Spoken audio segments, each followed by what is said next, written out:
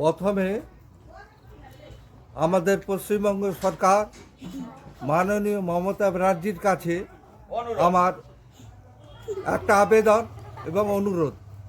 এই যে লক্ষ্মী ভাণ্ডার মেয়েদেরকে দেয়, মেয়েরা তো বসে আছে, লক্ষ্মী ভাণ্ডার দিলেও অনেকে তাদের সংসার খরচ বা এই খরচ করে চালায়। বার্ধক্য ভাতা যারা পায় তারাও বসে রয়েছে। বিশেষ করে কৃষক বন্ধু 2025 শেষ, 2026 আজ জানুয়ারি মাসের 7 তারিখ হয়ে গেল, এখন পর্যন্ত কোনো কৃষক বন্ধুর পাত্তা নেই। আর মুখ্যমন্ত্রী কথা, সাগর মেলা, মুড়িগঙ্গার উপরে সেতু নির্মাণ 1700 কোটি টাকা ব্যয়ে সেখানেই করছে। আর যে গরিব মানুষ খেতে পায় না তার দিকে কোনো নজর নাই। শুধু ভোটের বেলা মমতা ব্যানার্জি আছে।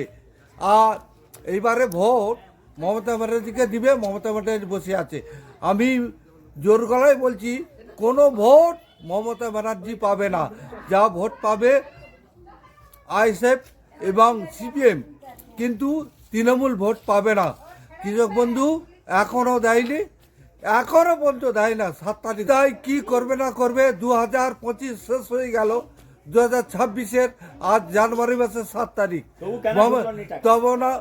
তবুও মমতা ব্যানার্জি এখনো পর্যন্ত কৃষক বন্ধুর কোনো সুরা কোনো কিছু দিতে পারে না। কি জন্যে? এই মমতা ব্যানার্জি আগামী যে বিধানসভা ইলেকশন আছে, বিধানসভা নির্বাচনে হাড়ে হাড়ে টের পাবে। আমি এই কথা বলে গেলাম।